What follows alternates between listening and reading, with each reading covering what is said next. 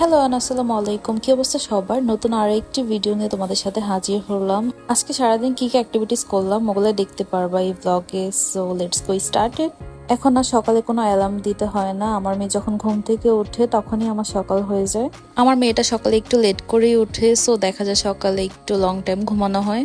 আর এই যে আজকে ঘুম থেকে উঠে একটু কিচেনে গিয়েছিলাম। নর্মালি তো বাইরের খাবার দাবারই খাওয়া হয় বেশি। আজকেও বাইরের খাবার দাবারই খাবো, বাট বাসায় একটু ডিম ভাজি করে নিচ্ছিলাম, কজ বাইরের ভাজিটা একদমই মজা লাগে না। সো পরোটা দিয়ে এটাই দিয়ে খাবো আজকে।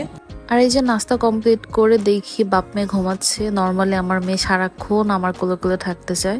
সো দেখা যায় ওকে নিয়ে আমি কোনো কিছুই করতে পারি না। অনেক কোনো কিছু করার ইচ্ছে থাকলেও তখন দেখা যায় করা হয় না। আর আগে তো দেখা যেত আম্মুকে একটু একটু হেল্প করতে পারতাম, যেমন মুরগিগুলা কেটে দিতাম, বাট এখন মানে সবকিছুই আম্মুর করতে হয়।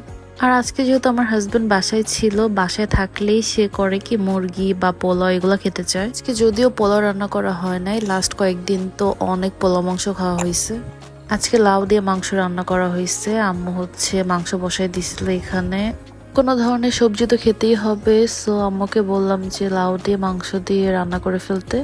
আর এটা ছিল পেঁপে বাগার। এটা হচ্ছে আমি এখানে এসেই খেয়েছি, আমাদের বাসায় থাকতে কখনো খাই নাই। এটা অনেক মজা, পেঁপে বাগার বলে। এটা হচ্ছে খেতে খুবই মিষ্টি মিষ্টি লাগে। রান্না বান্না শেষ হলে আমি হচ্ছে খাবার দাবার নিয়ে বসে পড়ি। আমি হচ্ছে একটু আর্লি খেয়ে ফেলি। আর আজকে অনেক বেশি গরম পড়ছিল, পরে আমার হাজবেন্ডকে বলছিলাম একটা মজা নিয়ে আসার জন্য। আমার এটা খেলে এত শান্তি কাজ করে।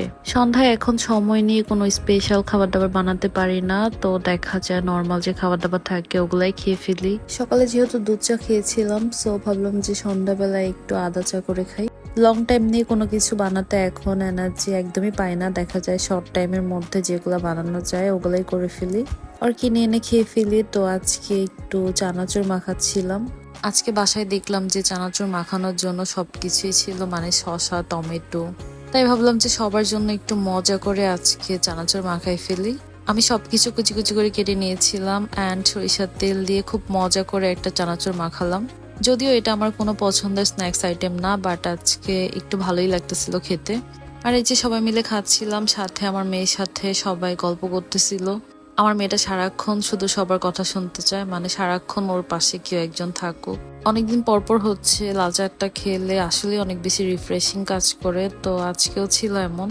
আর এই যে আমার হাজবেন্ডকে দেখা যায় কোনো ফল আনতে বললে সে যতক্ষণ না ওইটার ওপর থেকে মন না ওঠে ওইটাই আনতে থাকে।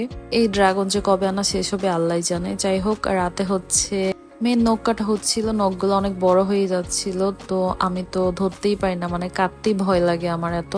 পরে আমার হাজবেন্ডে কেটে দিচ্ছিল খুবই সুন্দর করে, সো এটা আমি একটু রেকর্ড করতেছিলাম। আর এভাবে আমার আজকে দিনটা শেষ হয়ে গেল। That's it, bye bye.